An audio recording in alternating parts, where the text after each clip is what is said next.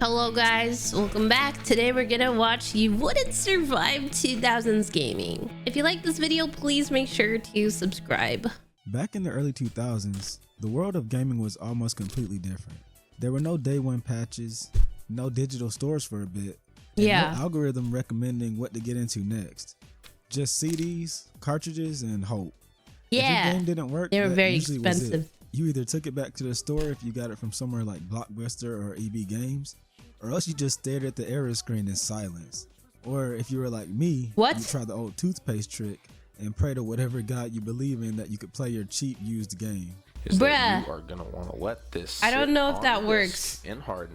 I don't think it works. Fill in any scratches. And that was normal. See, gaming back then wasn't designed to be convenient. You needed memory cards, you needed transportation. I mean, you still need a memory card regardless for a Nintendo Switch especially. Of age at times. And you needed that passion. If your disc suddenly realized it didn't want to work anymore mid-boss fight, you just sat there in disbelief, staring at your reflection on the TV like a fool. In the community and culture, oh man, it was real, loud, and in your face. It was awesome back then. Many gamers didn't have online etiquette, and in many games, your lobby was full of kids that just learned they could curse. What's up, dude? What is going on? What be going down in the hood, you know? What is going down in the hood? Be sniffing that crack. Let's not try. Damn. Sniff some crack with me? Crack? Similar to what you've probably ran into during your last Marvel Rivals rank up match. No. When you logged in onto Halo or Call of Duty lobbies, you were stepping into verbal warfare. 50% of all insults known to mankind were probably invented there. Then there were LAN parties, arcades, midnight releases. Gaming wasn't I missed just this era. It was so cool, bruh. And for every fun memory, there was pain.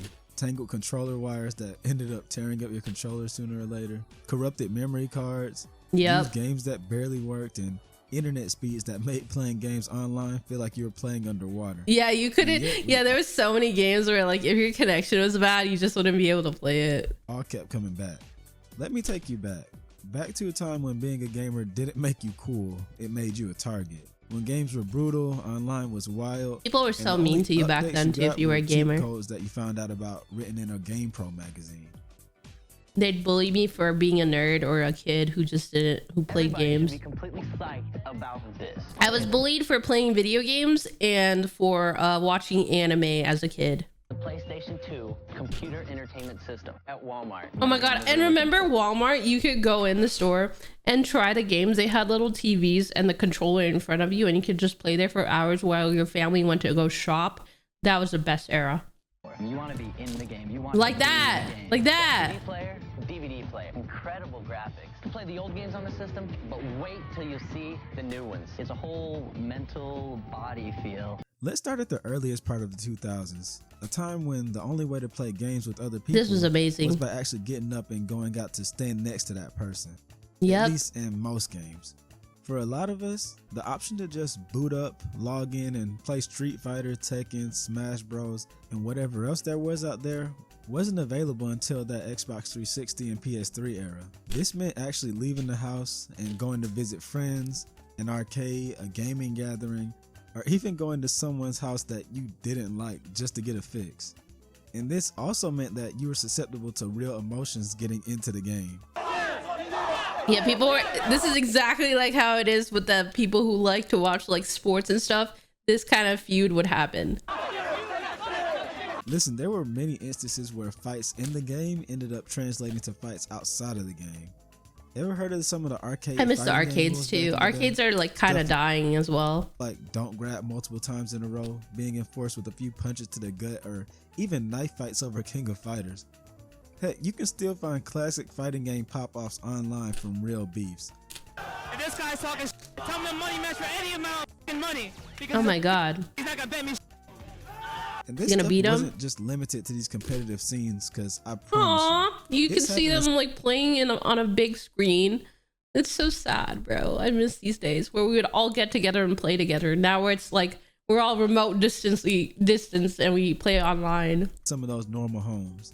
There's no muting or blocking like we have now online in person. So you were stuck looking at and hearing whoever was trash talking you at that LAN party. Yeah. I just got into Xbox Live. I have this really great high-speed connection. Damn. And I was playing one-on-one NFL Fever against some other players from around the country. Now my gamer tag, my online ID. This guy's not a gamer though. After we lost arcades, which were the main social ground for gaming, we had the emergence of an even more accessible battleground when the world of online gaming opened up. While there were already online shooters out in the 90s with Quake and Unreal Tournament and Black Ops, even some online games before that, Black Ops the was advent of consoles very getting popular. actual good online brought the hype to mainstream. In 2004, Xbox would revolutionize online gaming forever with the release of Halo 2 and its Xbox Live service integration. Oh yeah, This Halo was innovation would allow really players big. to match up online, go to war, and hear each other talk. They during the tried so hard to bring back Halo, but it just never worked. It's not the same. match using proximity chat. This meant no matter who you were near, you'd be hearing them in battle. To do so, you had to hit the white button on your controller and then boom, you could speak to anyone within 15 or 10 feet. This meant you had to be extra careful when speaking to allies, as your enemies could hear you too. This also meant that for the first time, players were able to vocally curse out each other and say the other obscene stuff that game chats are infamous Yeah, for people were nowadays. so mean. Learn how to actually play the game and talk. Shoot a gun, dog. Learn how to Riot Shield. What else? Oh, Riot Shield. I'm gonna use Riot Shield. Oh, now I'm a what Damn, I miss these days. I'm pretty sure you've all heard and been annoyed by now of the classic, "You guys wouldn't survive a day in the old Call of Duty lobbies" quote. Well, I'm here to debunk that because honestly, every single lobby wasn't like that. If you're really out here not surviving, some obviously 10 to 14-year-old kid calling you a slur, you might need to go outside. But I won't lie and say it didn't happen on the regular. And it didn't. It was always come very from kids. common. I remember. I know, being like in middle nowadays games try to bring back like proximity chat, like Fortnite and some other games, and it works, but sometimes it's just like not the same. school, grinding Halo Reach and Halo 3, or playing Call of Duty Modern Warfare 2 or Black Ops with my friends and hearing a mix of the most insane and corny roasts and word combinations of my young life. Kind of similar to the average Rivals experience. Okay, yeah, the average Rivals experience. Especially because reading SYBAU and having the possibility of someone being banned is nothing compared to back then. Yeah, 2000. Yeah, nowadays you can get banned for whatever you say online, unfortunately. Online game chats were largely unmoderated, so you know them MFs were ready to say whatever came to mind. Now many live service games have so much moderation, it's impossible to say something without offending someone and getting reported and banned for it. But I'll tell you now, when you found a cool group to squad up with every night from that chaos, it hit. You just had to take the suffering, the annoying guys, connect mics, and fire alarm beats. It is as part awful. of the experience. Yeah. Now, I will say this. It definitely was extra hard mode being a woman and wanting to speak online during gaming. Yeah, for women it was really voice, hard. I just played fucking Club Penguin, Fantage. I played like games, I played online video games that were kind of like friendly or good for women, I guess. Open season on anyone with high amounts of estrogen. I sense and you know exactly what words they were using, what slurs they were dropping, and what they were telling you to do. I'm not going into detail, you cannot make me. Just know that the higher visibility of women who enjoy gaming is a godsend that we didn't have the luxury of back then. We didn't. But that's only if you could play those games online, because let's be real, a lot of gaming and online infrastructure wasn't ready for online gaming just yet. For many homes, lag was a normal experience, and those disconnects were just a bit of seasoning to keep things interesting. This went double for fighting games. You don't know what it was like playing on delay-based netcode for release year Mortal Kombat 9, Mortal Kombat X, Marvel vs. Capcom 3, and bro, don't start me on Super Smash Bros. Brawl. They had us watching slideshows and pretending we had any control over what was actually happening on screen. You were blessed if you could even download some of these games I mentioned when downloadable titles became a thing, because internet could be so bad at times. Yeah, especially for lag. many years we weren't just able to buy a console and download something on the same day. That wasn't happening without a memory card. Yeah. Isn't it wild that I have to explain what that is now? A memory card is what it sounds like. Well, fucking Switch has one still, right? An add-on product that you connected to your console in order to save your progress. Without one, well, good luck playing any JRPG ever or unlocking any characters. Bro, as a kid, you should have seen me trying to beat Kingdom Hearts, Smash Bros. Melee, and Dragon Ball Z Budokai 1 before owning a memory card. If you know the struggle of leaving your console on for a few days on end, then you know my pain. And memory cards were like $20. So as a kid, you were really sitting there like, do I save for a new game or do I finally get that memory card so I can beat these old games? You just get the memory card. Uncle randomly decided to get me one day. And don't even talk about when the Xbox 360 sold a $100 hard drive separately if you didn't get the bundle. There was also the physical limitation aspect of gaming back then. Due to gaming downloads not being as accessible to the general populace. Oh my god, the Wii! The Wii! I missed that. Had to go out and buy our games in the form of CDs or cartridges. If there was a lot of hype built around the game, there was actually a chance that you'd secure a console but had to wait to play the game you were looking forward to, if you could even get it. Because when age ratings were enforced and you had parents that paid attention, you have to find a way around buying GTA as a 12-year-old. Oh yeah, you couldn't buy it without a parent. They would tell you can't buy or play that game if if it was a rated R. Used from a flea market, renting from Blockbuster, Hollywood Video, Red they wouldn't Box, let you buy it. Or trading games.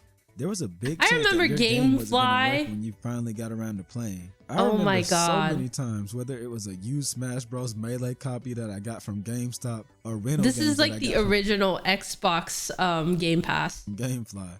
When I booted up and I was greeted by these cursed screens. GameFly stung extra hard because that was a week of waiting to get a replacement or a different game through the mail. And the junk happened to me multiple times. Like, my dad was goated though, so when we had Blockbuster, he'd take me back the same day to get a replacement or a different game. Aww. Another funny quirk 2000s gaming had is that your console actually mattered. This was still an age of exclusive and console segregation. So your console selection was one of the biggest choices you There's console wars. Whatever you pick, you'd be missing out on something big. Unless you're me. Because I remember my dad and uncle teamed up and got me the OG Xbox, PS2, Dreamcast, GameCube, and GBA. The light speed. My bad. That's Anyways, crazy. Every console not only had its exclusive Didn't the game. console war end? I saw a meme yesterday with the new Xbox CEO and the old Xbox CEO, and they're like, "Oh yeah, he ended the console wars, and she started the console war," something like that. I wonder if it's coming back. Games and hardware, but exclusive issues as well. But whether it was the 360's Red Ring of Death, Wii's trash online and weaker graphics. Or PS3 having I love the Wii, yeah. PS3 has no games.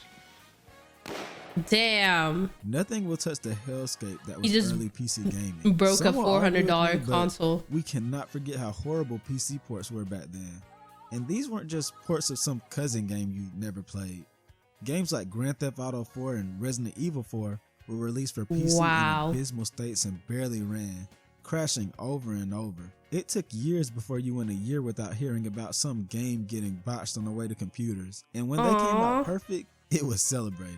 Oh, but PC had another thing that consoles didn't, and that's piracy. While Nintendo we had piracy and they did it. Sorry. PlayStation managed to mostly lock up. PC still had easy ways to get free mainstream I remember games. those ads that would tell you not to get on the illegal websites. To completely destroy your desktop while sailing those seas. See, you are an idiot. Didn't have trusted torrenters at our command just yet. Yeah. And sometimes that one download of Spider-Man PC would give you a heart attack until you scanned that virus off your laptop that your parents just gave you. Yeah, I know that was very specific and it's because it came from experience. But there was one shared pain back then, and that was that every game eventually had to become dark, edgy, and adopt the piss filter for a good Oh my god, minutes. I played that game, Resident Evil 6. It's really fun with a friend. But above every difference between gaming now and then, nothing hits harder than the general consensus in times when you weren't touching virtual grass, but the real life greenery. I do miss movie or blockbusters or like, you know, TV rental or game stores, because you got to meet some interesting people, like a lot of hobbyist people, right? Like you got to see people who like the same things as you do, but now we don't have that. If you were around then and still are now, I mean, you're listening to this video, you know what I'm talking about, so I'll be blunt. It was not cool, normal, or really accepted to be a gamer back then. Yeah, Fact, you got bullied. If you openly showed a lot of people that you gamed, unless you were a kid, you were looked at as the butt of the joke. Nerd. This feeling was amplified by shows like Freaks and Geeks and especially The Big Bang Theory, which would haunt white nerds and get them called Sheldon for decades by white moms everywhere. I think I used that joke in a video before. Gaming just wasn't mainstream. The and Big despite Bang coming so Theory. far, it wasn't celebrated like it is now. Adults Yeah. said you were getting brain rot from playing games, and people your age said you needed to grow up. This is Unless so you true. solely played Call of Duty or any war shooter like that, sometimes God of War and a few other exceptions like GTA, you were a freak until the world realized that it could commercialize nerd culture for stupid amounts of money. Those people who talk about getting bullied for playing games and watching anime weren't just saying it for internet clout. I saw what other people went through, and I can't pretend it didn't happen because it didn't happen to me. Now those same people that were bullies be running around and saying they've always been about it because it's big now. Okay, let me stop ranting. There were other problems for gamers. No, back yeah, then. a lot of people have turned to like anime, video gaming, especially during the pandemic when there's like nothing to do. People are like, oh yeah, this is so cool. Like, and now it's become mainstream. But back then, I remember you bitches fucking bullied me. You would bully me because I liked anime and I would talk about it, and they would still. They're such hypocrites. They're such hypocrites. Like not being able All the to go cool out girls, all the mean girls that used to bully me just because I liked anime, and they didn't, and now they like anime and all this shit, and it's like, y'all are such hypocrites. and grab merch from your favorite title like you can now. I used to dream of owning Figma, Nendoroids, Plush, and SH Yeah, figure that arts as a too. kid. Now I can just Now go it's to the fucking store and open like up Amazon popular. and get one without even turning my brain on. The 2000s era was a time when gaming really felt like a secret club. Have some, male bonding. It was fun, Yeah, male bonding.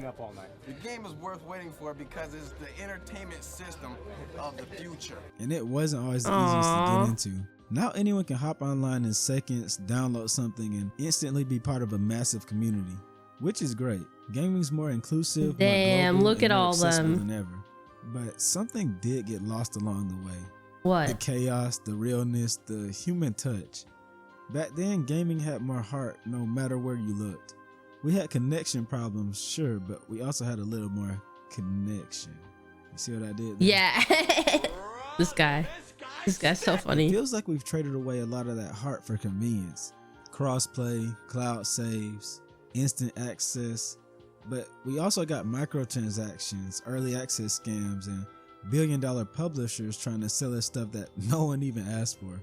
Yeah. But despite all that, it doesn't feel like the spirit is completely gone. In fact, I feel like if you look in the right places and with the right people, the spirit is there more than ever. And yes, that includes the chaos and foolishness that happens in rivals matches. Anyways, leave a like and sub if you enjoyed, and comment below some stories about your 2000s gaming experiences. And if anything here resonates The Snapple with machine, you, I'd bruh. love to read about all of that stuff. Yeah. So that's it. I do miss the gaming days. Nobody buys physical copies anymore. And it is what it is. It's really changed.